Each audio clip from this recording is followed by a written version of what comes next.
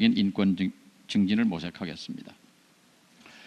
북향민에 대한 정착 지원 체계를 강화해 가겠습니다. 올해부터 하나원 교육생들의 수건이었던 스마트폰을 지급하고 있습니다. 두 군데에 있던 하나원을 안성 본원으로 통합했고, 화천 분소는 직업교육, 심리치료 등을 통해서 32,000명 북향민들의 지역사회 정착을 지원하는 거점으로 바꿨습니다. 또 화천 군민들께 시설 개방과 함께 공중보건 의사를 통한 의료 서비스를 제공할 방침입니다. 일반 국민 대비 1.7배 달하는 북향민 자살률을 낮추기 위해서 작년 12월부터 북향민이 언제든 연락할 수 있는 하나원 콜센터 1533-2020을 개설했고, 위기 북향민 대상 상시 대응 체계를 운영하고 있습니다. 다음, 평화통일 민주시민 교육을 확대 강화해 가겠습니다. 통일부는 안보 중심의 통일 교육 패러다임을 평화통일 민주시민 교육으로 전환했습니다. 1020 세대와의 접점을 넓히기 위해서 초중고 교사 등 교육위원 4,000명을 이미 위촉했고, 하반기에는 초중고 교원, 교대생 예비교사, 10대 청소년 등 6,000명을 더 확대해 나갈 계획입니다. 강요 금지, 논쟁성 유지, 이해와 관심의 유도라는 독일의 보이텔스바흐 합의 원칙을 참고해서 정부가 바뀌어도 지속 가능한 평화통일 교육의 원칙에 대한 합의를 도출하겠습니다. 한반도 평화에 대한 청년들의 주권을 실현하겠습니다. 통일부는 청년 경청 전담 조직으로 한반도 평화경청단을 장관 직속으로 설치하고, 지난 6월 달에 민간의 청년을 단장으로 임명했습니다. 역사 속에서 청년 세대는 독립운동의 주역이었습니다. 민주화운동의 주력부대였습니다. 이제는 평화를 시대 정신으로 청년 세대가 한반도 평화체제 전환운동의 주체 세력이 될 수 있도록 다양한 소통과 지원 프로그램을 추진하겠습니다. 통일부는 정부 부처 최초로 수기 토론의 모든 과정을 온라인으로 진행하고 AI와 접목하는 플랫폼을 구축하고 있습니다. 끝으로 북한 자료 활용 정상화입니다. 통일부는 민주시민에 대한 신뢰를 토대로 노동신문을 이미 개방했습니다. 앞으로도 비공개, 제한 중심에서 공개, 개방 중심으로 북한 자료를 관리하겠습니다. 국회에서도 이해 공감의 관련 법안을 발의해 주셨습니다. 적극 협력해 제도 개선을 이뤄내겠습니다. 내년 초에 문을 여는 동북아 평화자료원 일산에 있습니다. 당초 북한 자료센터로 시작했으나 동북아 평화의 역사, 북한 자료를 망라한 세계적인 아카이브로 만들어 가겠습니다. 그리고 통일부와 고양시 시민사회가 함께 운영하는 성공적인 모델로 발전시키겠습니다. 평화공존이 우리의 일상이 되는 한반도, 그 꿈을 이루기 위해서 통일부는 국민 여러분과 함께 인내심을 갖고 흔들림 없이 노력하겠습니다. 감사합니다. 네, 수고하셨습니다. 여기 업무보고에 다 발표했다고 승인한 건 아닙니다. 관심 가져주시면 감사하겠습니다.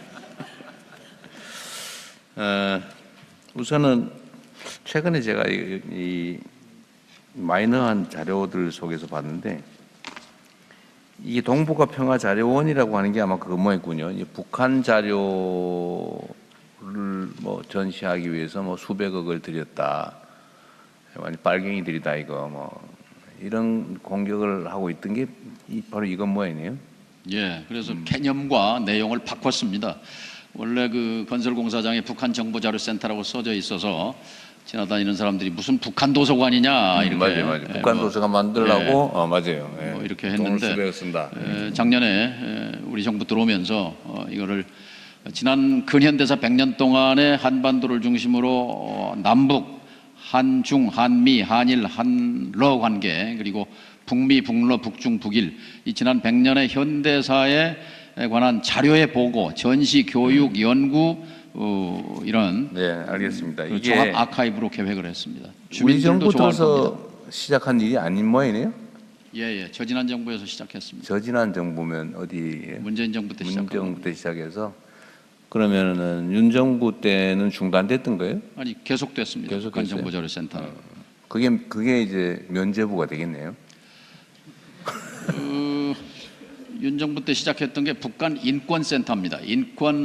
북한 인권 홀로코스트 박물관이라고 언론에서 이름을 지었는데, 이거를 청산하고 이걸 확대 개편해서 한반도 평화공존센터로 강서구 마곡동에 지금 짓고 아니 있습니다. 말고 그거 말고 그거 하고 이 동북아 평화자료원하고 두 개를 지금 동북아 평화자료원 북한 도서관 만든다. 하여튼 일부에서 그걸 열심히 사실과 다른 얘기를 하고 있길래 제가 드린 말씀이에요. 예.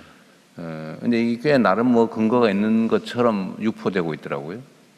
그래서 고향 시민사회와 공동으로 운영하겠습니다. 네, 제가 드리고 싶은 말씀은 하여튼 이게 이제 예민한 정쟁의 대상이 되다 보니까 정상적인 사업은 심지어 윤 정부에서 추진하던 사업조차도 마치 이재명 정부에서 북한을 돕기 위해서 북한 도서관 만든다 수백억 들여서 이렇게 하니까 저 이재명 정부 저 나쁜 저 빨갱이 뭐 이러고 있더라고요. 근데 이런 문제에 대해서는 부처에서 그냥 이건 아니야 뭐 우리가 뭐 당당한데 뭐 이러고 넘어갈 게 아니고 다른 부처도 마찬가지입니다. 팩트가 다른 악의적인 왜곡 조작에 대해서는 강력하게 대응을 하시라는 얘기예요. 전혀 사실이 아닌 게 엄청난 근거가 있는 것처럼 막 유포되고 있잖아요. 그래서 요것도 한번 그 대표적 사례여서 제가 말씀드린 거고요. 적극 대응하고 있습니다. 네. 필요하면 법적 제재도 가하시라는 얘기입니다. 예. 그냥 설명이 가지고 안 되는 것 같아요, 지금 보니까. 그 설명 많이 했잖아요. 제가 알고 있거든요. 예. 했는데도 계속 하고 있어요. 근데 화력이 통일부보다 그게 더 세더라고. 며칠 전에 현장에서 고향 시장과 만나서 이 고향 시민들이 유용하게 활용할 수 있는 그런 공간으로 만들기로 어쨌든 했습니다. 정부 화력보다 유튜브와 그 무슨 SNS에서 하는 음해, 허위사실 유포가 훨씬 더 화력이 세더라고 말입니다. 그러니까 좀 더 강력하게 대응하시면 좋겠고요. 이게 이제 아까 얘기했던 부분과 관련이 있는데 이게 하여튼 우리는 이제 선의로 하는 일이 결론은 왜곡이 되거나 아니면 과장되거나 해서 반격의 명분이 되고 오히려 반평화, 반공존, 적대의 무기가 되는 수가 있단 말이에요. 우리가 선의로 하는 일들이 상대에게 악용돼서 반격의 무기가 되는데 예를 들면 안보 문제, 통일 문제, 남북 관계 이런 게 주로 그렇습니다. 뭐 너무 잘 아시겠지만 억울하시잖아요. 평생 최선을 다했는데 계속 그걸 마치 종북에 뭐 북한을 이롭게 하는 반국가 행위인 것처럼 막 공격을 했는데 지금도 사실은 이 분야는 좀 그렇거든요. 안보 분야, 남북 관계 분야는 뭔가 선의를 가지고 제대로 하려고 그러면 그걸 오히려 꼬투리를 잡아가지고 공격을 해서 결론적으로는 더 악화된 상황이 되는 경우가 있습니다.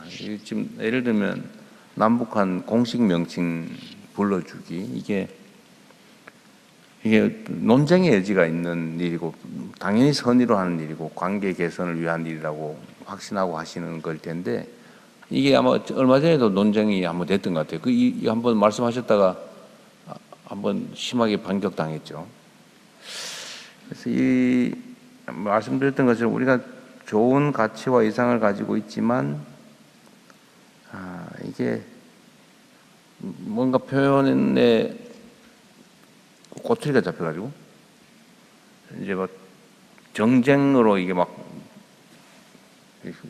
힘알아 들어가면 원래 하고자 했던 데서 오히려 나쁜 상황이 초래될 수도 있겠다. 물론 이제 이런 논쟁거리를 주장을 하면서 이렇게 지평이 넓어진 효과는 또 있어요. 이제 희생을 치르면서 이제 좀 더 나은 상황을 만드는 측면도 있죠. 근데 그거 정말로 잘 고민해야 될 것 같습니다. 이게 선의가 선의대로 될지는 상황에 영향을 많이 받겠죠. 안타까운 일이긴 한데 이런 영역이 특히 남북 관계에 많은 것 같습니다. 예를 들면 뭐 제가 취임하면서 9.19 합의를 복원하겠다. 순차적, 선제적으로 복원하겠다. 국민들께 말씀을 드렸는데 이게 지금 그 상황들이 계속 개선이 안 되다 보니까 일방적으로 양보하는 거냐. 뭐 안보를 포기하는 거냐 이런 식의 반격들이 또 생겨나기도 하고 그렇죠. 진척도 잘 안 되고 또 이게 우리의 선의대로 하는 게 과연 한반도의 평화와 안정에 플러스냐 결론적으로 뭐 약간의 의문이 들 때도 있어요. 상황이 안 좋은 거죠. 안타까운 일이기도 하고. 어쨌든 좀 통일부에서는 이게 참 어려운 일일 겁니다. 어려운 일일 건데 좀 고민을 좀 많이 해주시면 좋겠습니다. 그리고 남북협력기금이 지금 얼마 있어요? 1조입니다. 편성돼 1조. 있는 게. 지금 이제 그게 이제 원래는 쓰고 나면 다시 예산에서 출연해서 채우고 이렇게 돼 있는데 지금 쓸 일이 없다 보니까 예. 그냥 1조 원이 있는 거죠. 지난 10년 동안은 뭐 거의 집행이 안 됐습니다. 네. 그 이제 아까 시행령을 바꿔서 좀 용도를 확장을 해보자. 예. 뭐 일리 있는 말씀 같으신데 부처들하고 잘 협의를 해보시고요. 잘 정리가 잘 안 되고 부당한 것 같으면 저한테 별도로 보고를 해주시면. 예산처 장관한테만 말씀해 주시면 해결됩니다. 아니 그게 우리 통일부 입장처럼 다 맞는 건지 잘 아직은 제가 판단이 안 섰어요. 다른데 반대하는 데는 나름의 이유가 있을 거거든요. 조정을 좀 해보시고요. 예산처는 뭐 돈 안 쓰는 쪽으로 이제 뭐 꼭 그것만은 아닐 수도 있죠. 예, 예. 아까워서 그런 건 아닐 수도 있습니다. 예. 근데 이렇게 계속 가면은 사실 남북 교류 협력 기반 조성 네. 기반이 무너집니다. 네, 그러니까 예를 들어서 어느 범위까지 어느 정도로 할지 한번 협의를 해보시고요. 제가 일방적으로 통일부 의견대로 해라라고 말하기는 좀 그래서 보시고 계속 지금 예산처 장관 설득하고 네, 있습니다. 조정해서 저한테도 내용을 좀 알려주시면 예. 국무회의 때 한번 말씀하시든지 하십시오. 예. 자, 남북 교류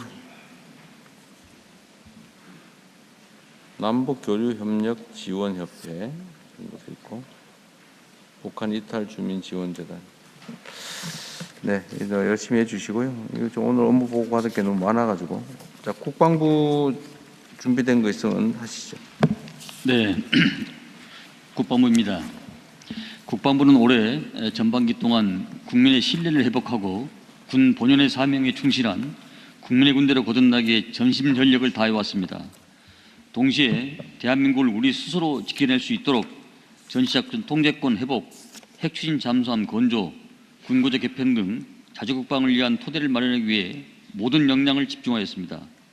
국방부는 대체불가 대한민국을 뒷받칠 만한 골든 타입을 놓치지 않도록 개혁 과제들을 차질 없이 완수해 나가겠습니다.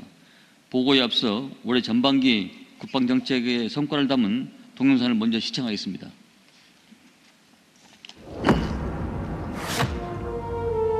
군이 하루속히 국민적 신뢰를 회복하고 본연의 임무와 역할을 제대로 수행해야 합니다.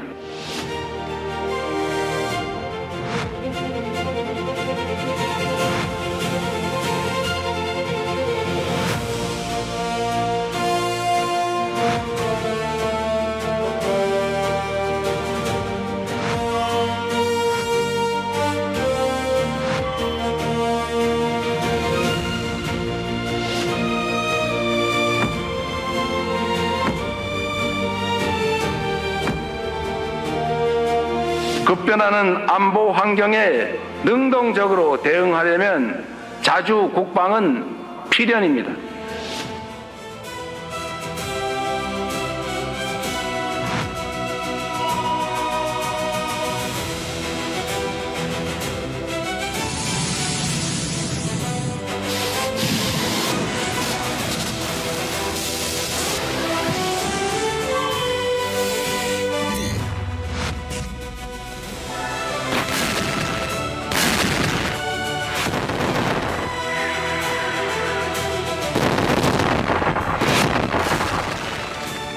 국방부는 국민과 함께 대한민국 자주국방의 새로운 미래를 향해 힘차게 전진하겠습니다.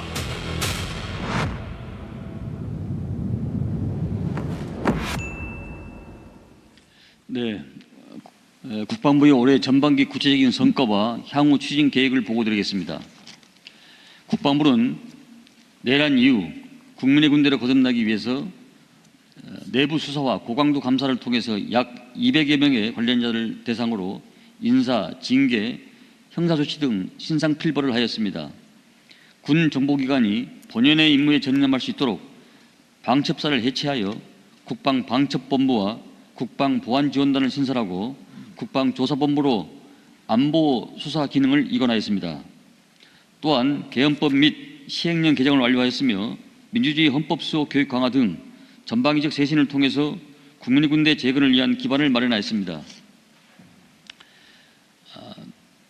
국방부는 한미 고위급 회담 등을 통해서 조속한 전작권 회복에 대한 공감대를 형성하였으며 굳건한 한미동맹 기반 하에 체계적, 안정적, 능동적으로 전작권 회복을 추진하였습니다.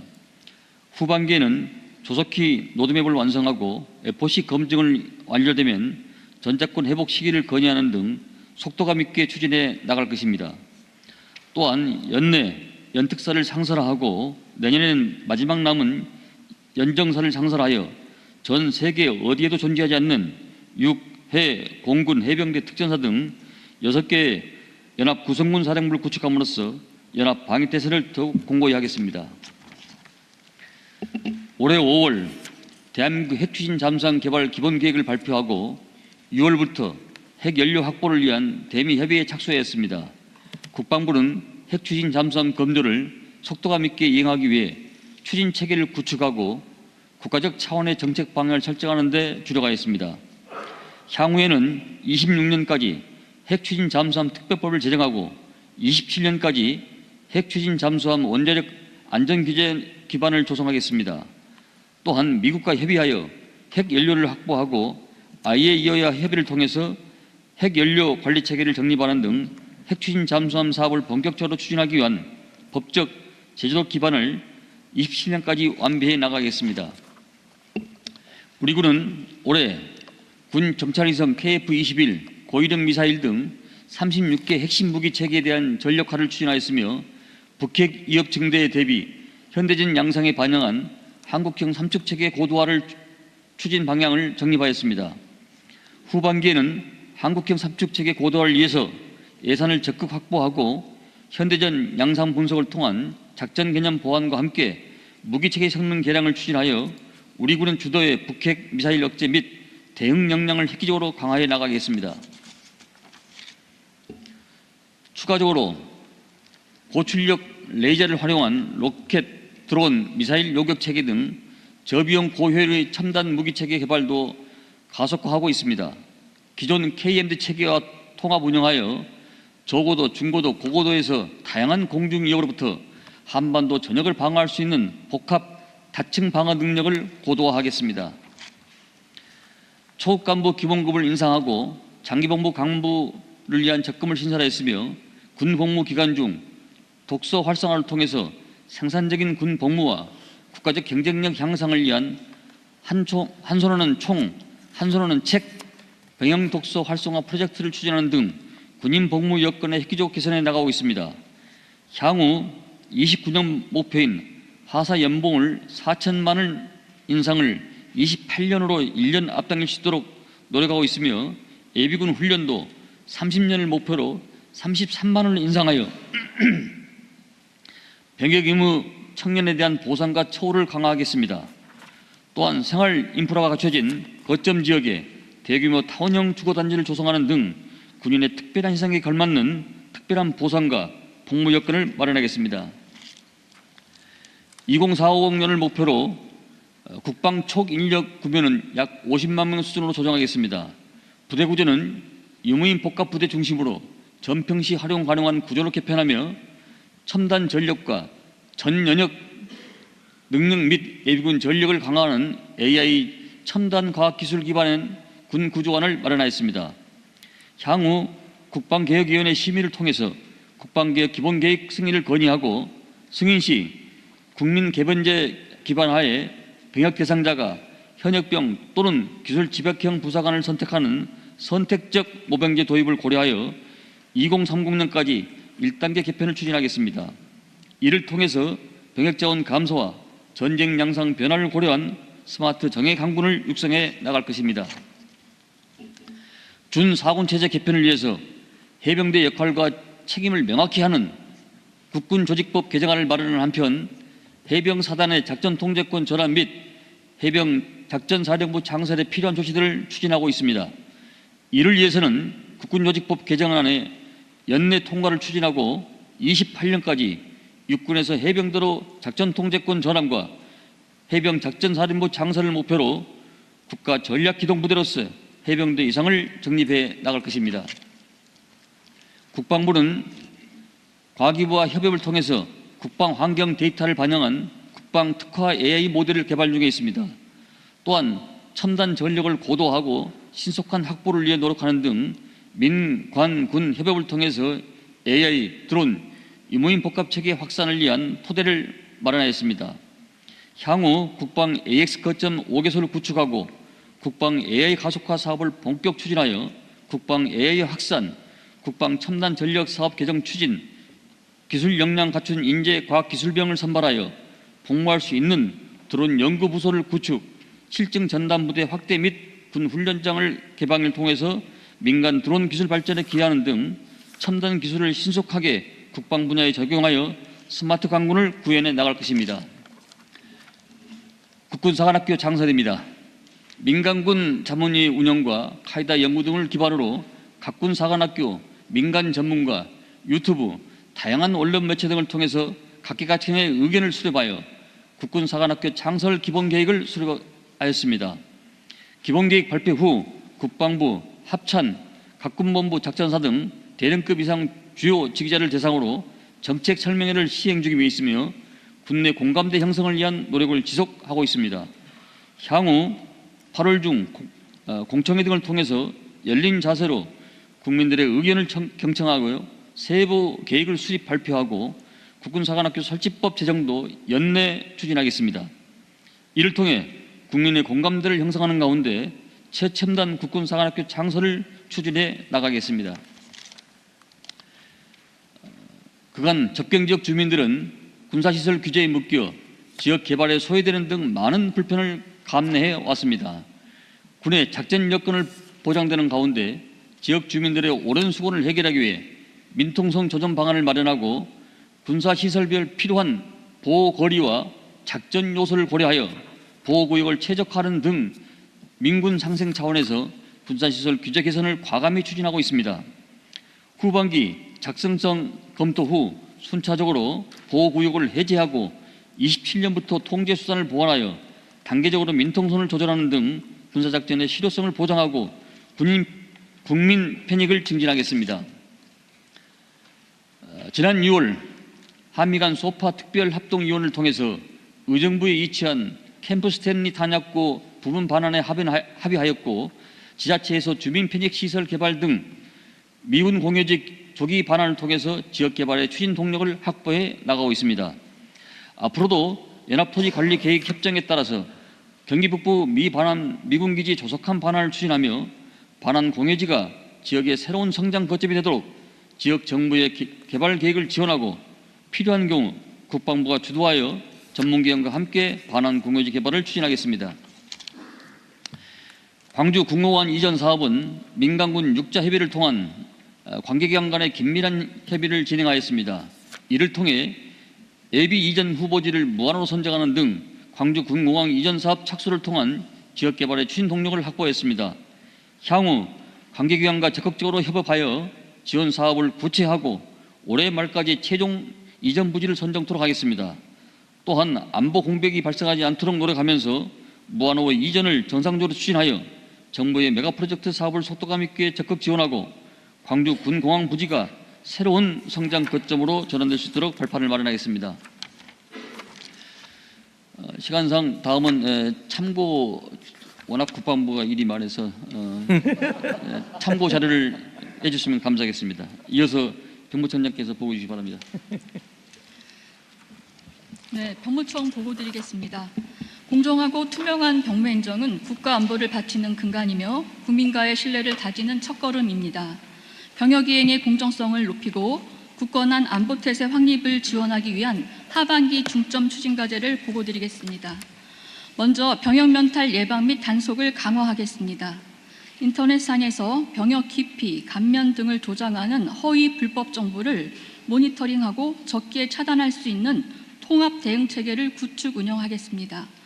현역 복무 중 질병, 심신장애 전역자에 대한 확인 신체 검사 실시 근거를 마련하였으며 하위 법령 개정 등 제도 시행 준비에 만전을 기하고 엄정한 제도 운영을 통해 병역 면탈 단속의 사각지대를 해소하겠습니다.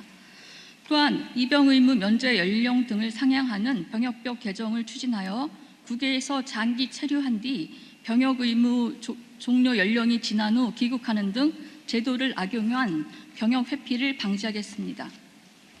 두 번째, 전시 병력 동원 수행 체계를 고도화하겠습니다.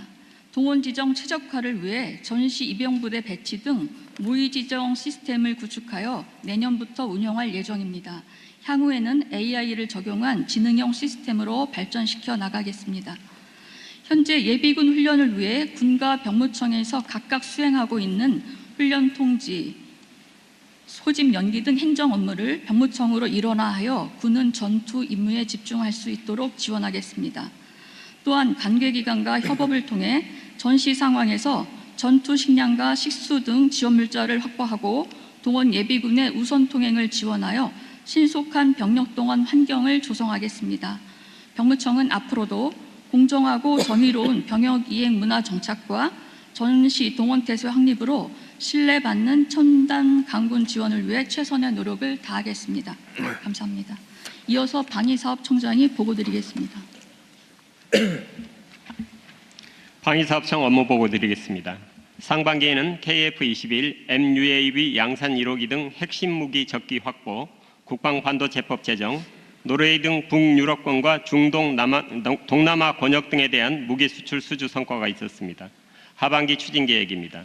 첫째, 핵추진 잠수함 사업 기반을 조성하고 삼축 체계 등 핵심 전력을 차질 없이 확보하겠습니다. 피지컬 AI, 첨단 엔진 개발 등을 통해 방산 AI 대전환을 추진하겠습니다. 둘째, 첨단 무기를 빠르게 획득하기 위해 국방 첨단 전력 사업법을 연내 제정하겠습니다. 범정부 협력을 통해 드론, 대드론, 산불 헬기 등 공공분야 비무기 체계도 효율적으로 획득하겠습니다. 셋째, 방산 진입 성장 도약 등 전주기 지원을 통해 중소기업에게 실질적으로 방산 매출이 발생할 수 있도록 신안보 혁신기업 육성 정책을 추진하겠습니다. 넷째, 대중소 상생 협력을 제도화하고 공급망 안정을 위한 비축을 확대하겠습니다.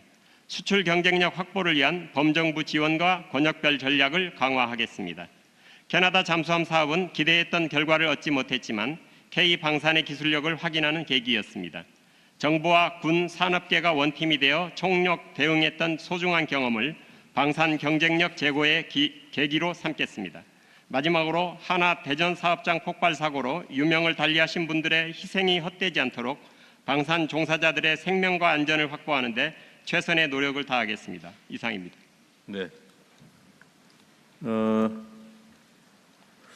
국방부 군장병들 그 상해를 당하면 그런 얘기 있잖아요. 군대 가기 전에는 누구의 아들 부상 당하면 누구 아들 그런 거 있잖아요. 예. 그게 제일 큰 이유가 군내에서 부상을 당하거나 아니면 장애를 입었는데 치료도 전체적으로 책임 안 해주고 그래서 이거 군 상해 보험을 민간에서 들어주고 이런 일이 있잖아요. 네. 지금 이거는 지금 현재 어떻게 해결되거나 처리됐습니까? 지금은 각 군별로 그 심사위원회가 상해 심사위원회 이게 다 돼 있어가지고요. 아니, 내가 얘기하는 거는 지금 군내에서 복무 중에 상해를 입으면은 당연히 국가가 다 책임져야지. 왜 일본은 책임지고 일본 안에서 개인이 책임지냐? 예? 그러니까 데려갈 때는 나라의 아들이라 그러고 부상 입으면 네 자식이라고 그러고 그런다는 이 문제가 해결이 됐냐 이거 물어보는 거예요. 네, 지금은 다 거의 다 해결된 걸로 지금 알고 있습니다. 누구 아는 대통령님, 실무자 아는 분 대통령님 얘기하십시오. 예. 여기 있습니다. 인사부키 실장입니다. 네. 네. 지금 대통령님께 말씀하신 사항은 아마 병사들, 의무복무하는 병사들에 대한 것을 네. 말씀하시는 것 같습니다. 그러면 일단 지금 병사들 같은 경우는 부상을 당하면 일단 군 병원이나 민간 병원에서 아니, 다 해결되느냐 이 말이죠. 이게 무슨 말이냐면 내가 성남에 있을 때 이 문제가 있어서 성남의 군 입대 병사들한테는 군 상해보험을 대신 가입해 줬다고요. 네. 군에서 처리 안 해주는 나머지 치료나 이런 것들 재활 또는 뭐 장애가 생길 경우에는 보상금 이런 걸 주는 보험을 대신 들어줬는데 내 경기도 있을 때도 들어줬던 것 같거든요. 네. 근데 지금은 그 보험을 굳이 얘기하면 국가에서 보험을 들어주든지 아니면 책임을 지든지 둘 중에 하나를 해야 되는데 하고 있냐 그 말이에요. 현재는 상해보험, 민간 상해보험을 하고 있지 않고 네. 현재 대통령실하고 논의 중에 있습니다. 그래서 이 상해보험에 대해서 원래 민간보험회사 하게 되면 여러 가지 이제 담합 문제도 있어서 예산이 엄청나게 들어서 지금 대통령실이 제안한 것은 우정사업청이 있지 않습니까? 거기에서 이제 보험료를 좀 하게 되면 좀 저렴하게 할 수 있느냐 해서 지금 같이 논의를 하고 있는 중입니다. 아, 최종 정리는 안 됐군요 아직. 그렇습니다. 네. 여하튼 이게 이제 보험으로 처리할 건지 책임으로 처리할 건지, 그러니까 보험료를 낼 거냐. 사실 전 국민 전국 단위로 보험을 한다고 하는 거는 보험회사 입장에서는 보험료 받는 거하고 보험금 지출하는 거하고 손해를 안 봐야 되잖아요. 네. 그 말은 무슨 말이냐면 그 보험으로 할 게 아니고 그냥 책임을 져주면 되는 거지 국가가. 그렇습니다. 그래서 두 가지 굳이 보험을 하면 그런 아까 얘기한 그런 비리 부정 문제가 있을 수 있는데 예를 들면 전국적으로 안 하니까 예를 들면 경기도 성남시 이런 데서는 하는 게 의미가 있는데 국가 단위로는 보험이라고 하는 걸 할 필요가 없이 보험에서 보장하는 정도를 국가가 직접 책임져 주면 되는 거죠. 대통령이 이렇게 생각하시면 됩니다. 병사를 예로 들겠습니다. 병사들 같은 경우는 현재 군병원이 있고 그 다음에 군병원에서 전부 다 무료로 치료해 줍니다. 두 번째는 민간병원을 본인이 선택해서 갈 수 있습니다. 그리고 민간병원에 갔을 때도 94%를 지원해 줍니다. 그렇기 때문에 현재로서는 거의 다 지원이 가능한데 근데 왜 94만 해줘? 6%는 왜 안 해줘? 왜냐하면 도덕적 해이 문제가 발생할 수 있기 때문에 아니 예. 군에 가서 자기가 다쳤는데 일부러 다친 것도 아니고 복무 중에 다쳤는데 왜 그걸 왜냐하면 군병원에서 치료가 가능해도 불구하고 본인이 민간병원에 가겠다 한 경우가 있습니다. 그런 경우에는 이제 그런 6%를 본인 부담으로 좀 하고 있습니다. 그래서 지금 병사들 같은 경우는 실질적으로 보면 군병원에서 무료로 치료해주고 민간병원에서 실제 본인이 부담할 것은 실제로 6%밖에 없습니다. 그렇게 다 해주고 있는데 지금 대통령께서 말씀하신 사항이 뭐냐면 혹시라도 상해를 입게 되면 그렇지 후유증이 남을 경우에 예를 들면 보상금이라도 네, 줘야 되는 거 아니냐. 네. 근데 군에서 복무 중에 다쳐서 후유증이 남으면 지금 보상이 있긴 있는데 그렇습니다. 그게 충분치 않으니까 네. 민간 상해보험으로 일정액을 지급하는 걸 해달라. 그렇습니다. 그래서 해주는 자치단체들이 자치정부가 있잖아요. 예, 하고 있습니다. 네. 그거를 실제로 예를 들어 입장을 바꿔 생각하면 정부에서 예산을 담당하는 쪽에서는 뭐 이 정도 지금 현재 있는 제도면 충분하지 뭐 굳이 추가로 해줘야 되나 이 생각을 하지만 군을 막상 가는 당사자나 가족들 입장에서는 이거 군대 가기 싫은 거 억지로 가는 것도 억울한데 가서 다쳤는데 그래가지고 내가 뭐 예를 들면 어디 장애가 생겼는데 보상도 충분히 안 해준다. 너무 억울할 거 아닙니까? 가는 것도 억울한데 가서 다쳤으면 더 억울해지잖아요. 이거 너무 한다는 생각을 가지고 있단 말이에요. 그러니까 그걸 민간 보험을 들어서 예를 들면 얼마만큼 다치면 얼마를 치료는 물론이고 군에서 안 해주는 나머지 추가의 보상금도 준다고 하니까 이런 걸 지금 가입해주는 지방 정부들이 있단 말이에요. 그렇습니다. 그런데 이게 그 입장을 징집당하는 사람, 당사자, 청년들 그리고 가족들 입장에서 생각해야 된다. 6%는 네가 군 병원에서 치료할 수도 있는데 안 하고 민간에 갔으니까 그 네가 부담해라. 근데 당사자 입장에서 왜 군 병원이 충분히 민간 병원처럼 잘해주면 왜 민간 병원을 가겠어요? 그렇잖아요. 입장을 바꿔 생각하면. 그래서 이거는 좀 더 뭐라 그럴까 좀 더 나아가서 생각해 봐야 될 것 같아요. 지금처럼 그런 식으로 하면 결국은 할 필요가 없다는 생각이 들 것 같고, 지금 내가 이 얘기한 지가 1년이 다 돼 가는데 아직까지 얘기하고 있다는 거는 사실 의지가 좀 부족해 보이는 것 같거든요. 다시 좀 신속하게 논의를 해 보십시오. 청와대도 마찬가지고. 대통령 지금 국정상황실과 논의 중에 있습니다. 네. 네, 논의가 너무 오래되고 있다 그 말이지 내 말은. 알겠습니다. 네. 그다음에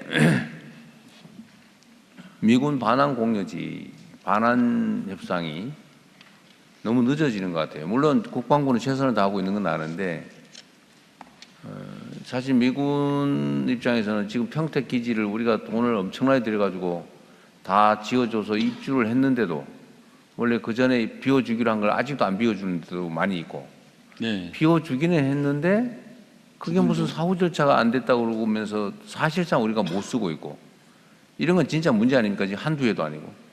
그렇습니다. 근데 미군 측에서 약간 좀 소극적으로 대화에 임하는 자세가 있어가지고 그러니까 저희들이 이게- 계속 촉구를 하고 있습니다. 이게 원래 선불 주면 안 된다는 거예요. 그래서 원래 입주와 그래서 동시행이라고 하는 게 이 원래 국가 간 신뢰라고 하는 것 때문에 당연히 믿었겠지만 원래 좀 안 지켜왔잖아 사실은요. 그렇습니다. 그러니까 아니 당연히 우리가 그 평택 기지 지는데 10조 원 이상 들었죠. 444만 평 10조 넘게 들어갔습니다.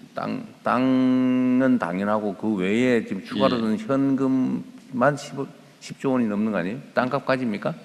아닙니다. 땅값 빼고? 예. 그럼 엄청난 돈을 지금 미군의 해외 기지를 위해서 지원해 줬는데 그 대신에 원래 쓰던 부지를 넘겨주기로 한 거 아닙니까? 그렇습니다. 그 지금 저 평택 기지 입주한 것만 해도 얼마나 지났어요? 그런데도 아직도 지금 이런저런 내가 보기엔 거의 핑계에 가까운데 이런저런 이유로 안 넘겨주고 넘겨주는데도 뭔가 하나씩 걸어놓고 쓰지 못하게 하고 이건 진짜 문제 아닌가요? 더 속도감 있게 하겠습니다. 외교부도 마찬가지예요. 외교부는 여기 관여 안 합니까? 네, 함께 노력해 왔습니다만 네. 좀 더 박차를 가하겠습니다. 너무 상식적으로 말이 안 되는 일이라서 하는 얘기예요.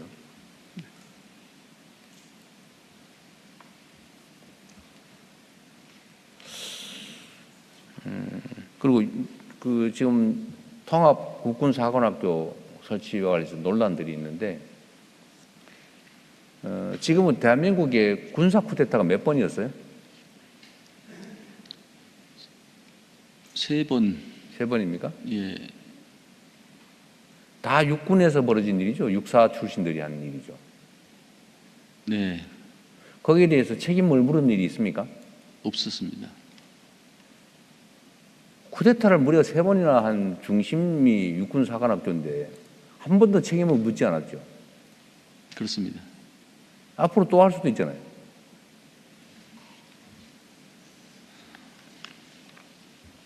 이제 그런 세상과 시대는 없어져야 되지 않겠습니까? 누가 상상했겠어요. 또 할 줄을. 그래서 대한민국이 민주화됐고 전 세계가 바라보는 선진국이 됐는데 육군 장성들이 동조해가지고 군사 침입 쿠데타를 할 걸로 누가 생각이나 했습니까? 못하게 해야 될 거 아니에요, 앞으로. 구조적으로, 절대로. 지금 군 내에서 장성들이 차지하는 육사 출신 비율이 얼마나 돼요? 요새 최근에 좀 줄어들긴 했는데. 여기 인사 담당 있죠? 네. 지금 전체 그 전력 대비해서 예를 들면 입직 경로가 다양하잖아요. 예를 들면 그렇습니다. 회사, 네. 육사, 그다음에 무슨 여러 가지 있잖아요, 그죠? 그 중에 육군 사관학교 출신이 차지하는 고위 장성 비율이 얼마나 됩니까? 전체에서. 지금 장성은 총 375명입니다. 네. 근데 지금 육군 사관학교 차지하는 제가 지금 정확하게 대충. 데이터는 말씀 못 드리겠습니다. 대충 한 절반 되잖아요. 절반이 넘는 것 절반이 같은데. 넘습니다. 네. 예? 절반이 넘습니다. 예. 근데 전체 병력 수에서 그러니까 하위 장교들에서는 육사 출신이 얼마 안 되잖아요. 그렇습니다. 위로 올라갈수록 다 육사가 거의 다 독점하고 있는 거잖아요. 네, 근데 저희 정부 들어와서 상당히 우리 비육사가 많이 도약을 했습니다. 그러니까 이번 정부 들어와서는 그런 점들을 고려해서 이제 예, 다른 나라도 사실은 내가 내 얘기를 듣기로는 학사장교나 아니면 ROTC 예, 이런 데 비중이 훨씬 높다면서요. 장성들이.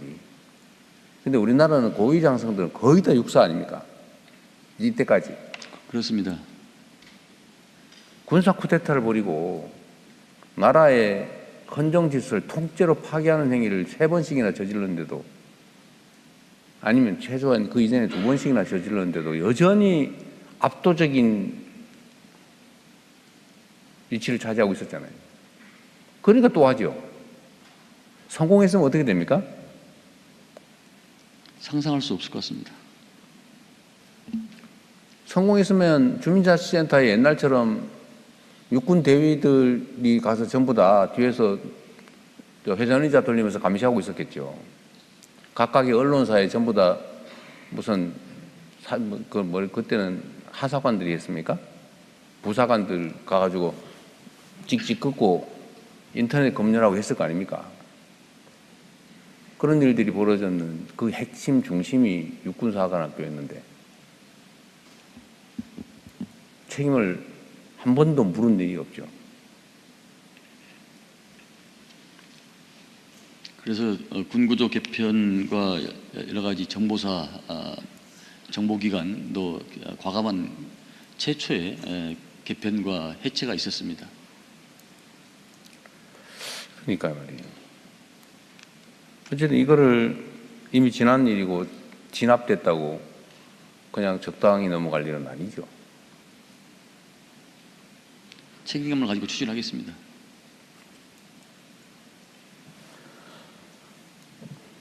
그리고 이 육사, 해사, 공사 이런 교육을 전 세계적으로 따로따로 하는데 나라하고 통합해서 하는 데하고 비교를 하면 어떻습니까? 사실 사관학교 제도를 가지고 있는 나라가 그렇게 많지는 않습니다. 되게 러시아, 중국, 공산국가도 사관학교가 없고 장교 1년 양성, 2년 양성 과정이 많고 주요 나라들만 몇 나라만 사관학교가 분리해서 운영되고 있고 통합된 사관학교를 통합해서 운영하는 나라가 굉장히 많습니다. 그러니까 더더구나 러우 전쟁 이후에 전쟁 양상이 180도 변했기 때문에 통합성과 합동성이 더욱더 요구된다고 할 수 있겠습니다. 이런 점들에 대해서 물론 이게 워낙 전문적 영역이라서 그럴 수도 있지만 국민들께 충분히 설명드리고 지금 현재 상황을 이해를 하게 해야 되잖아요. 예를 들면 지금 말씀하신 대로 전 세계적으로 이런 장교 양성 전문 대학 이런 게 있는 데가 별로 없고 있다고 한들 대개 통합사관학교 형태로 운영이 되지 따로따로 군별로 떼가지고 따로 육성하고 그러니까 아주 장기간 특정 군종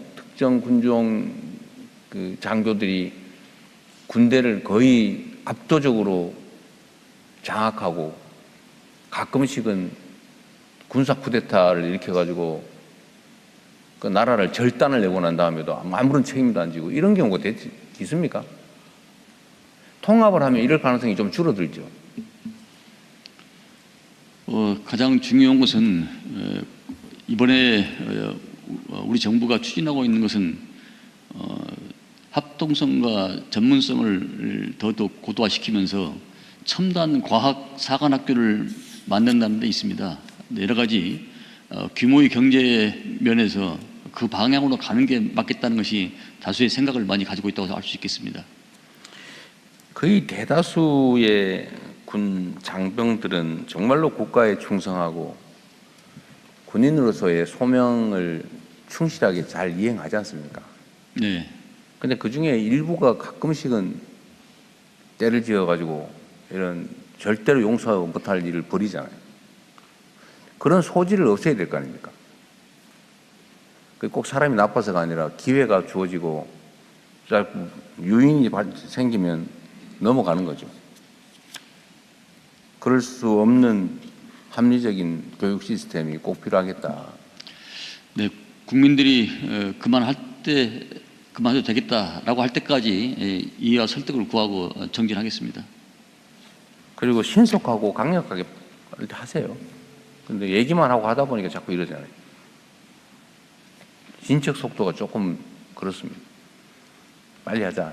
굉장히 힘든 과정을 받고 있습니다. 뭐 힘들겠지요. 세상에 힘들지 않은 개혁이 어디 있어요.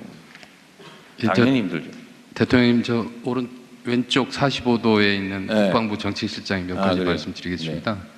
네, 지금 사관학교 통합에 대해서 지금 계속해서 의견 수렴을 받고 있고 이달 말에 26일부터 이제 공청회가 있을 예정입니다. 그래서 지금 전반적으로 생도들 포함해서 국민들 여론 수렴을 하고 있습니다. 근데 사관학교 자체가 통합된 그 학교를 운영하는 데는 이제 캐나다, 호주, 일본이 있고요. 분리해서 운영하는 학교는 이제 미국, 영국, 프랑스 이렇게 있습니다. 근데 우리나라와 같이 큰 규모의 군을 운영하고 있는 국가는 양쪽에서 이렇게 찾아보기가 좀 힘든데, 그렇다고 해서 미국을 또 따라가기도 어려운 이유는 미국은 계속해서 인구가 증가를 하고 있는 상황이고 저희는 학령 인구가 2040년이면 이제 45%가 감소하는 상황입니다. 그래서 현대전 상황과 전자권 전환을 고려를 해서 네. 앞으로 대통령께서 말씀하시는 통합 사관학교에 대해서 속도감 있게 추진하도록 하겠습니다. 네. 자, 보훈부 보고하시죠. 네, 국가보훈부 보고드리겠습니다. 국가보훈부는 모두의 보훈, 일상의 보훈, 통합의 보훈을 기조로 정책을 추진하고 있습니다. 먼저 좋은 소식을 영상으로 전해드리겠습니다.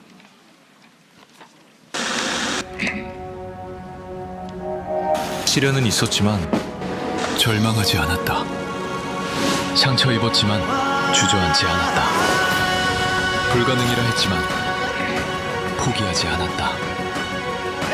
꺾이지 않는 의지가 역사를 만든다. 세계 상위권 인체육대회 인빅터스 게임 아시아 최초 대한민국 유치 확정.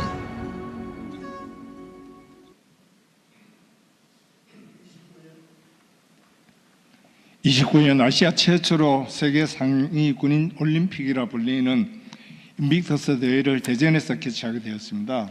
이번 대회는 K-보훈을 전 세계에 알리고 특히 아시아 국가에서 보훈의 가치를 확산하는 계기가 될 것입니다. 성공적인 대회가 되도록 차질 없이 준비하겠습니다. 아울러 얼마 전 대통령께서 몽골 순방 중 이태준 열사의 숭고한 뜻을 한몽 한금 시대로 이어가겠다고 하셨습니다. 몽골뿐만 아니라 보훈의 역사를 공유하는 세계 각 국가의 보훈 외교를 강화하여 국익에 기여하겠습니다. 국민과 함께 기여하는 모두의 보훈 문화를 확산하겠습니다. 보훈은 글이 아닌 체험으로 배우고 지식이 아닌 가치로 이어져야 합니다.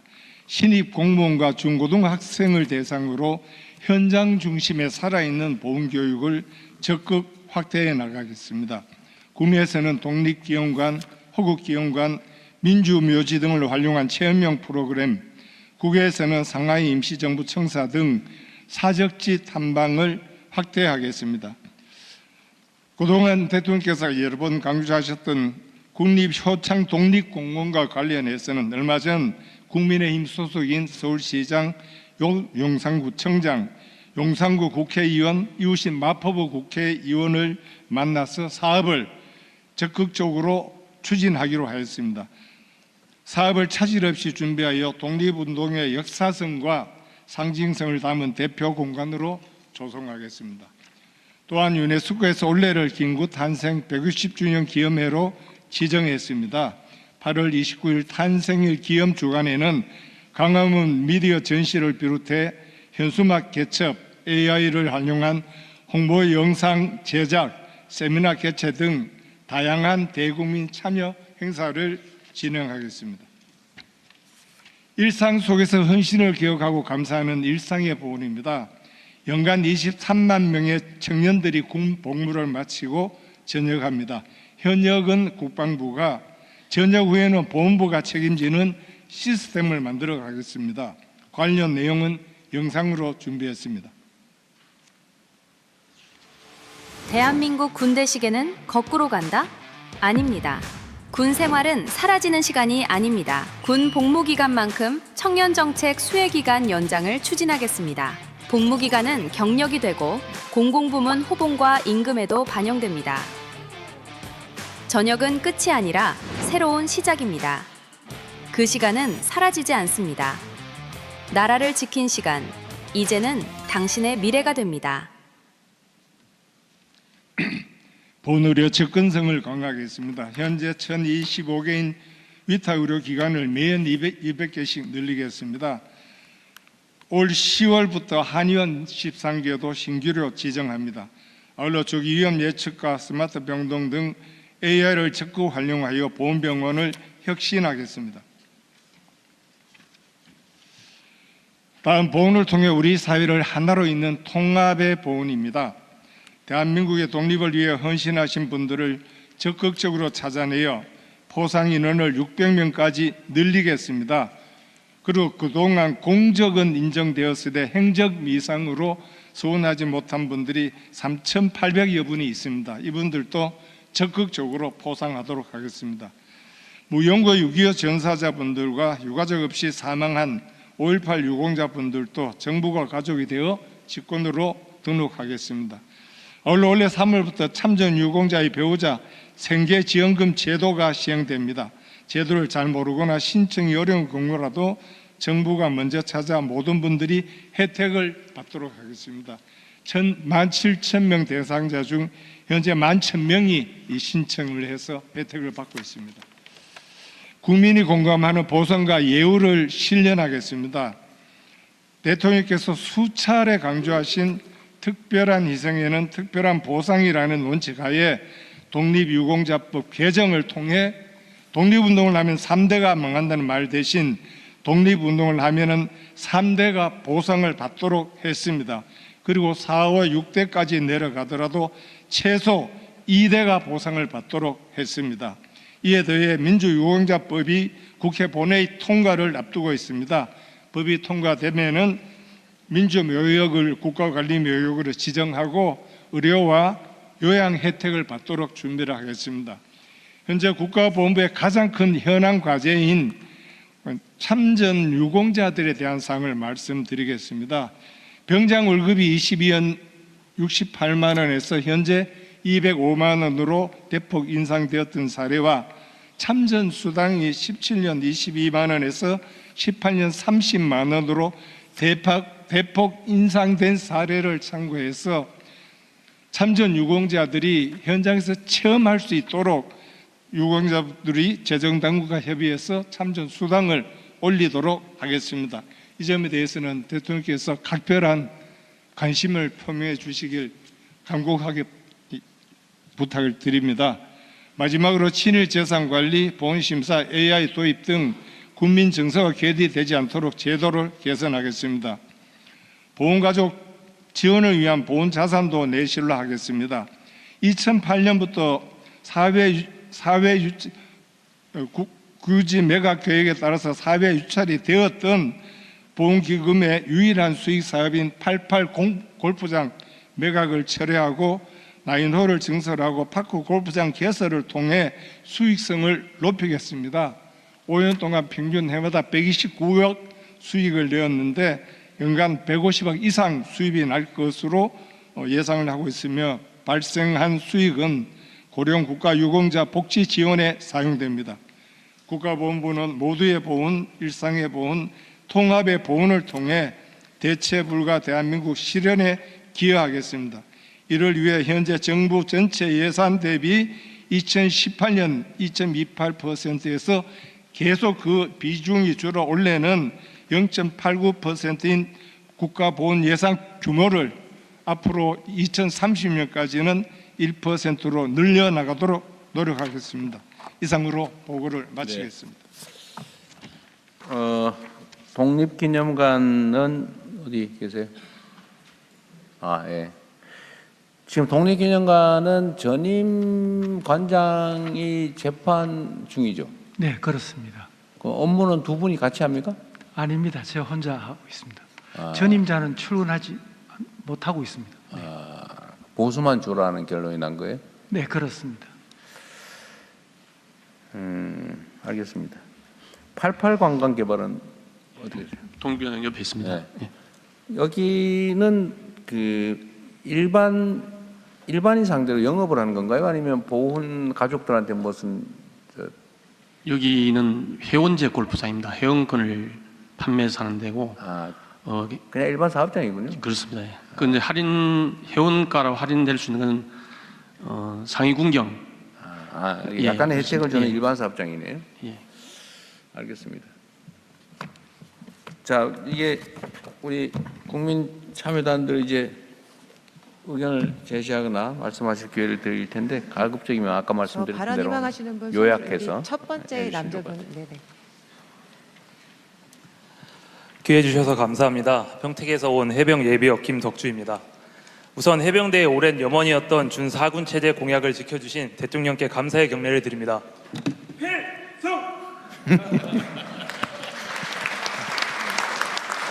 짧게 3가지 건의드리며 세부 내용은 서면으로 전달하겠습니다. 첫째, 국군사관학교 교육과정 설계 시 해병대 장교의 입학 단계 별도 선발과 해병대 전문 교육과정을 반영해 주시기 바랍니다.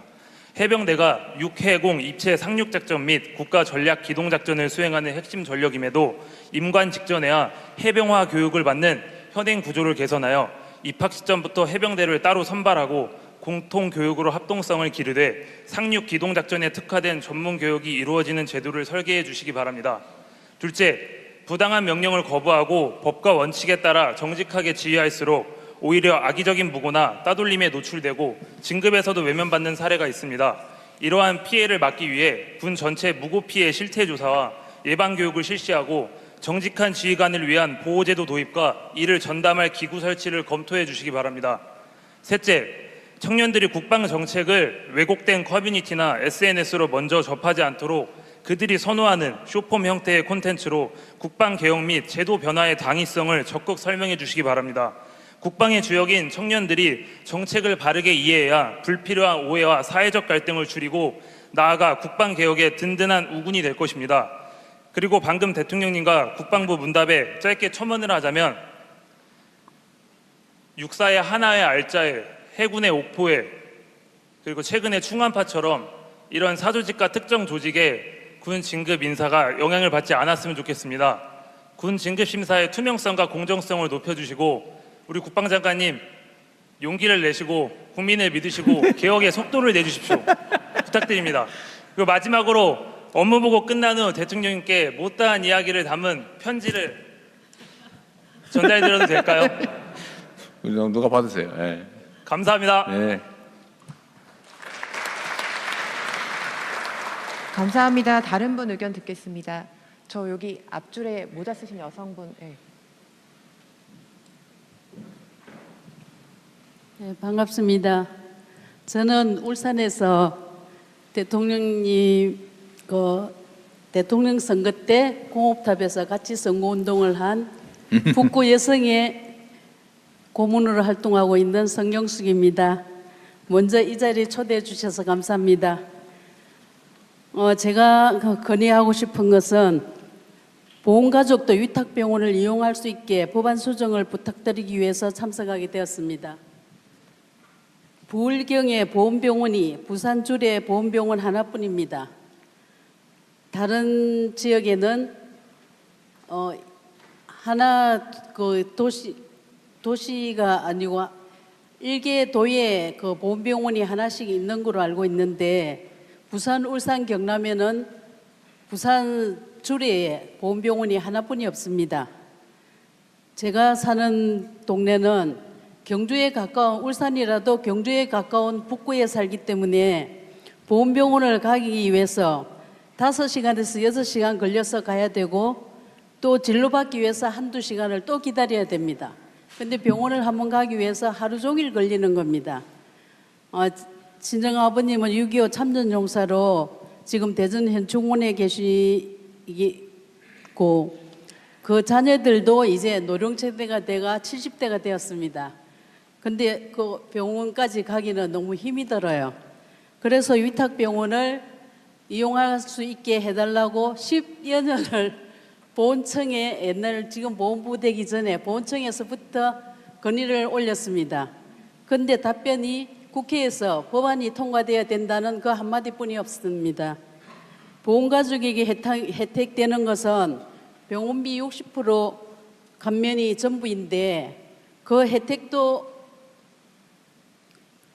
이용이 어려워서 무용지물인 겁니다. 네, 좀 줄여줄래요? 네, 네, 간단하게 하겠습니다. 지역 위탁병원을 가족들도 이용할 수 있게 해달라고 부탁드리려고 전에 건의를 했는데 조금 전에 그 보훈부 발표할 때 75세에서 65세로 낮췄다는데 그게 언제부터인지 답변을 듣고 싶습니다. 감사합니다. 네, 그 언제부터요? 그냥 결론만 얘기하십시오.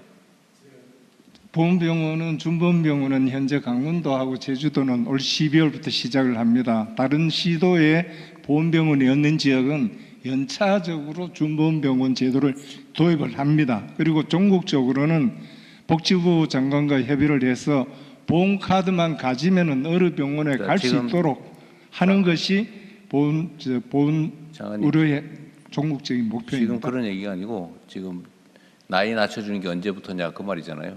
75세에서 65세는 국회 본회의에 계류 중입니다. 그거는 기획개선처하고 조금 더 협의가 필요한 사항입니다. 아직 입법 중이라 모른답니다. 네, 자 됐습니다. 네.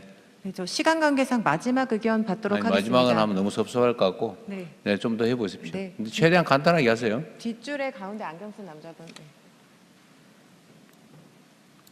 안녕하십니까. 민주평통교류협력분과 상임위원으로 활동하고 있는 김창겸입니다. 최근 남북관계의 경색과 더불어 지역에서는 통일에 대한 국민적 관심이 점차 저하되고 있습니다. 특히 미래세대의 통일 체감도는 크게 낮아지고 있음을 실질적으로 지역에 체감하고 있습니다. 하여 국민의 체감하고 참여하는 생활 속 평화통일 플랫폼으로 재해독하기 위해서는 거시적 담론을 넘어 일상과 밀접한 통일에 대한 공감대를 발굴해야 한다고 생각합니다. 그 대안으로 세 가지를 말씀드리고 있습니다. 첫째입니다. 학생들의 통일 안보 교육을 고취하기 위해서 초중고 교육과정에 연간 한두 시간 정도의 통일 의무 교육을 의무화하는 방안을 검토해 주십시오. 두 번째입니다. 미래 세대와 지역 시민들의 통일 담론에서 소외되지 않도록 정부 차원에서 민주평통과 연계한 지역 시민 참여형 활동에 대한 지원과 권한을 실어주시기를 당부드립니다. 마지막으로 급변하는 한반도 정세 속에서 정부가 구상하시는 대북 통일 정책의 원칙이 국민의 일상 속에서 공감을 얻을 수 있는 방안을 적극 검토드리기를 요청드리겠습니다. 감사합니다. 네. 또 몇 분 더 들어보시죠. 네. 저 앞줄에 그 갈색 정장 입으신 남자분. 네. 존경하는 대통령님 그리고 장관님 이렇게 기회를 주셔서 감사합니다. 현재 모두가 팔란티어, 안드릴, 레티스 등을 이야기를 하고 국방 AI, 드론, 첨단 유무인 복합체계, 민간의 혁신 기술 도입을 이제 추진을 하고 있는데 사실 이것을 이제 가로막는 장벽이 현행 국방 보안 제도입니다. 저는 군의 보안 기관에서 전군과 방첩 요원들을 대상으로 교육을 또 한 경력이 또 있다 보니까 이 군의 보안 문제에 대해서 이 고질적인 문제에 대한 해법을 제시하고 또 우리 군이 이러한 첨단 전력 획득을 위해서는 반드시 국방 보안 현대화 이니셔티브가 필요하다라고 좀 말씀을 좀 드리고 싶습니다. 따라서 행정 중심에서 이제 기술 중심으로 그리고 평가 중심에서 구현 중심으로 이 국방 보안 현대화가 추진되고 데이터 중심의 보안이 이제 이루어져야만이 마치 경부 고속도로와 220V 승합 사업이 국가 산업과 생활 기반을 근본적으로 전환한 것처럼 이 국방 보안 현대화가 전군의 데이터 활용과 첨단 전력 획득 기반을 바꾸는 그런 국가적 전환이 되어야 한다라고 저는 확신을 하고 있습니다. 따라서 이 문제에 대해서 청와대에서도 좀 관심을 좀 가져주시고 또 현재 국방부 AI 국장님도 와 계시는데 국방 AI 전략 프로젝트가 잘 추진이 될 수 있도록 이 국방 보안 현대화 문제가 꼭 풀리기를 좀 기원드리는 마음으로 이렇게 말씀을 좀 드립니다. 이상입니다. 네. 저 앞줄에 이 안경 쓰신 남자분. 네, 안녕하십니까. 접경 지역인 강원특별자치도 고성군에 살고 있는 장길현입니다. 짧게 하도록 하겠습니다. 강원특별자치도 고성군은 접경 지역을 단순한 안보의 공간이 아니라 지속적으로 평화와 성장의 거점으로 육성할 필요가 있습니다. 특히 고성군은 금관산과 동해선을 연결하는 지리적 이점, 기존 관광 인프라, 남북 교류 경험을 모두 갖춘 만큼 평화경제특구 조성을 위한 최적의 후보지입니다. 평화경제특구 지정은 고성군에서 시작되어야 남북 교류 재개의 상징성과 정책 효과를 동시에 높일 수 있을 것입니다. 통일부 핵심 추진 과제 성공을 위해 남북 교류와 평화경제의 상징성과 사업의 추진의 실효성을 고려하여 강원특별자치도 고성군을 특별한 희생에는 특별한 보상으로 대한민국 평화경제특구로 지정을 검토 부탁드리겠습니다. 서면으로 남북협력기금에 대해서 접경지역 풍력, 태양열, 남북재생에너지 협력사업과 9.19 군사합의 복원, 고성통일전망대 운영을 현재 운영하고 있는 제항군인회와 고성군 지자체가 함께 협력하는 방안을 서면으로 제출하도록 하겠습니다. 감사합니다. 뒷줄에 저 검은 정장 입으신 남자분. 안녕하십니까. 저는 창원에서 온 이재승이라고 합니다. 현재 병역 면문가 제도는 국군 창설 이후 3대가 군대를 다녀온 경우에만 인정을 하고 있습니다. 그렇기에 독립군분들이나 일제강점기 시절 강제징용처럼 어쩔 수 없이 일본군에 가야 했던 조부를 둔 경우에는 후손들이 대를 이어 대한민국 국군에 성실하게 근무했음에도 신청조차 못하고 있는 실정입니다. 그렇게 일제강점기라는 특수한 상황을 생각해서 2대와 3대 대한민국 국군 복무 기록이 확실하고 1대에 대해서도 철저한 심사를 거쳐서 별다른 문제가 없다면 병역 면문가로 인정해 줄 수 있는 길을 열어주실 것을 건의드립니다. 감사합니다. 저 뒷줄에 안경 쓰신 남자분. 우리 대변인이 저기 시야가 짧은가 봐. 여기 저 끝에는 안 봐주고. 다음번에는 끝에 있습니다.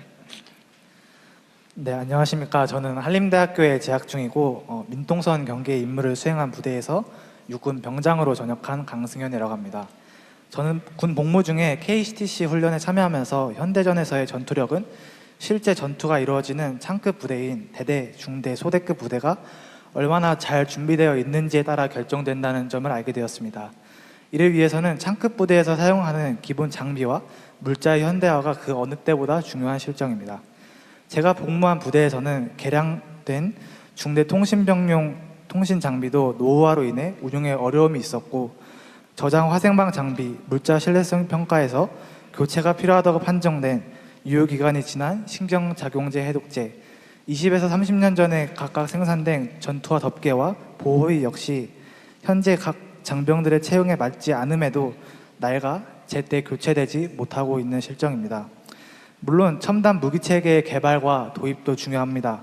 하지만 실제 전투원이 전장에서 사용할 통신 장비와 개인 장비, 생존과 직결되는 물자를 적기에 개선하는 것 역시 각급 제대의 전투력 향상과 장병의 사기를 높이는 가장 중요한 요소이며 진정한 자주국방을 위한 기반이라고 생각합니다. 감사합니다.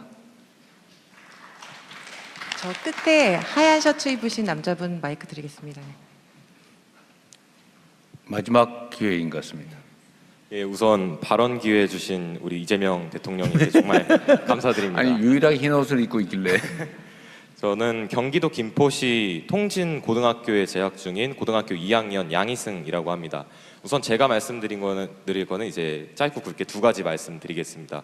우선 저는 저희 김포시 아까 고성군에서도 말씀하신 것처럼 평화경제특구로 저희 김포시를 제정해 주시기를 참 간곡히 부탁을 좀 드리겠습니다.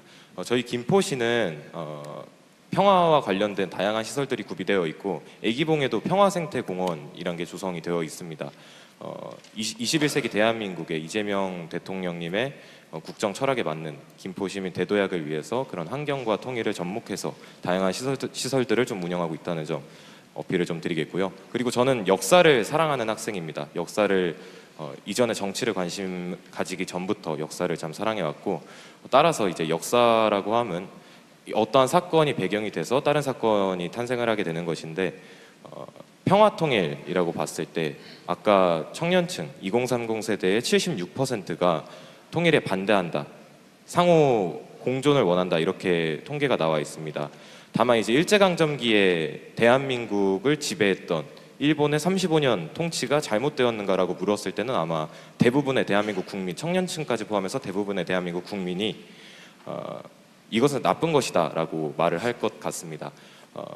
일제강점기로 인해서 우리는 침략 전쟁을 하지 않았음에도 국제 정치에 의해서 분단이 되었습니다. 그 역사적 사건을 바탕으로 해서 연계를 해서 학생들 교육을 할 때 역사적으로 이런 사건들이 있어서 우리가 분단이 되었고, 따라서 분단은 우리 역사의 아픔이고 치부이다, 따라서 해결을 해야 된다라는 기조로 역사 교육이나 아니면 정동영 장관님 계신 통일부에서도 다양한 청소년들을 위한 교육을 마련해 주셨으면 하는 바람이 있습니다. 다시 한번 감사드리겠습니다. 네, 우리 온라인으로 참여하고 계시는 우리 국민들 의견도 한번. 네, 저 온라인 의견 드리겠습니다. 무야호이호이님이 10월 재해동포 협력센터 완전 통합 정말 가능한가요? 의견 주셨고요. 스카이 5064님이 국민 일상에 실질적으로 도움이 되는 일관된 대북 정책이 추진될 수 있으면 좋겠습니다. 의견 주셨습니다. 또 수제비 26유님이 참전 유공자도 남은 여생 살아가도록 보상금이라도 대폭 많이 올려줘야 함. 의견 주셨습니다. 이상입니다. 첫 번째 뭔 통합 얘기였어요? 재외동포협력센터 완전 통합 관련해서 문의 주셨습니다. 네. 지금 이거 다 지금 진행되지 않았어요? 지금 관계법은 이미 상반기에 개정을 완료했고요. 지금 후속 조치가 진행 중인데 9월 말까지 해서 통합을 완료할 계획입니다.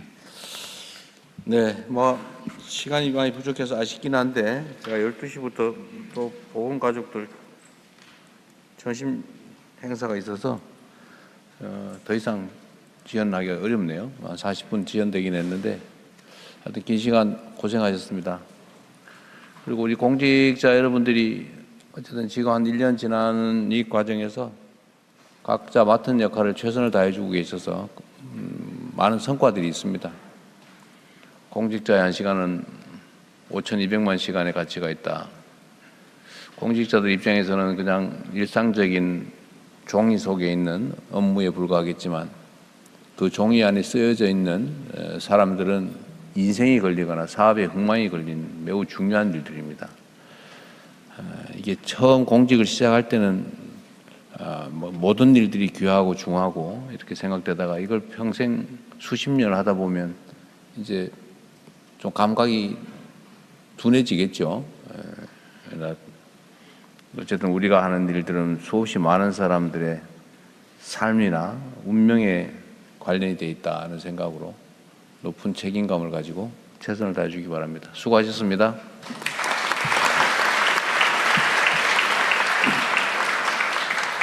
이것으로 업무 보고를 마치도록 하겠습니다. 대통령께서 먼저 이석하시겠습니다. 다른 참자분들은 잠시 자리에서 대기해 주시기 바랍니다. 감사합니다.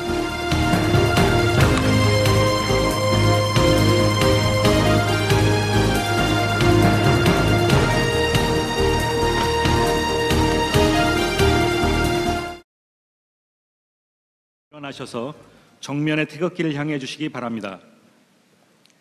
국기에 대한 경례.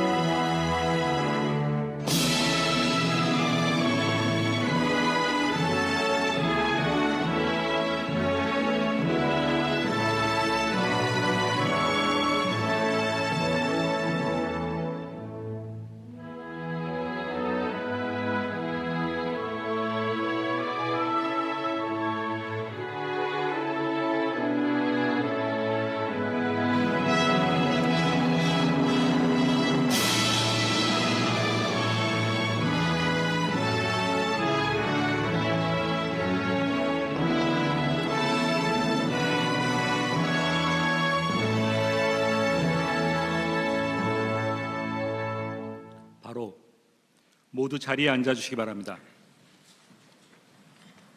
안녕하십니까. 오늘 업무보고 첫 세션의 사회를 맡은 외교부 대변인 박두순입니다.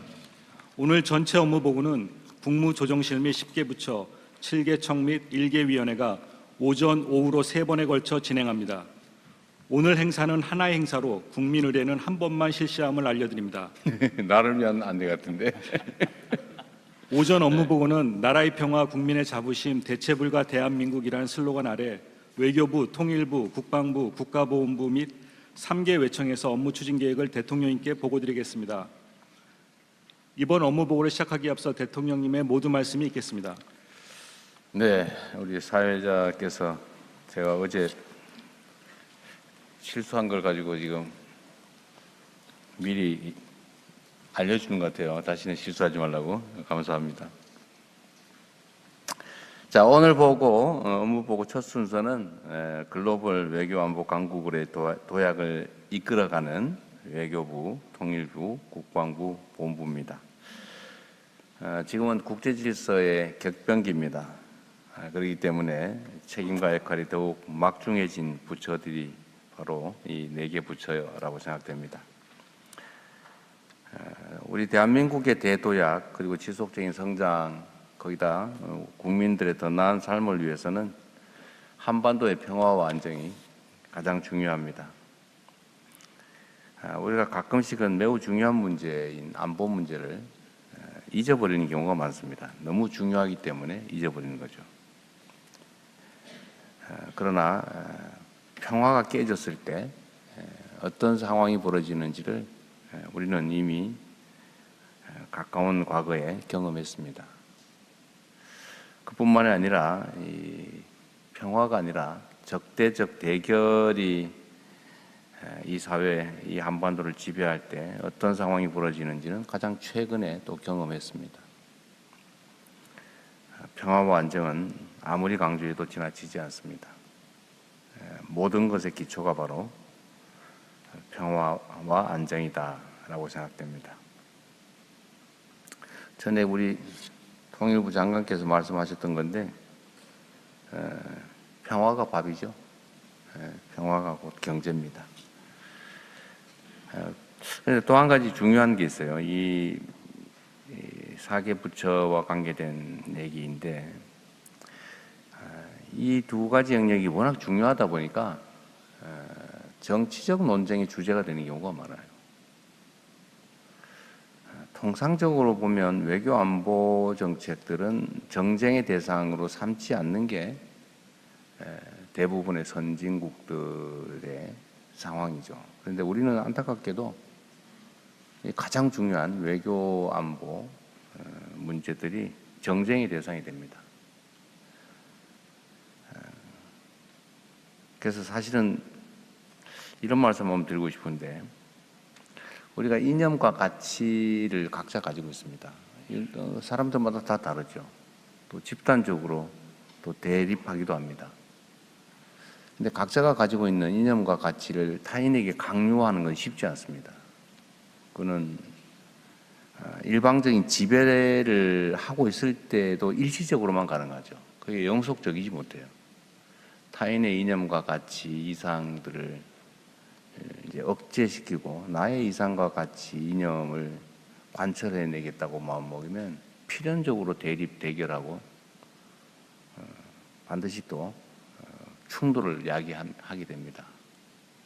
근데 저는 그런 생각을 합니다. 이게 각자가 가진 이념과 가치를 당연히 잃지 말아야 되겠죠. 비전이나 목표로 가지고 있기도 합니다. 그런데 자신이 가진 이념과 가치를 실현하는 방법은 요란하게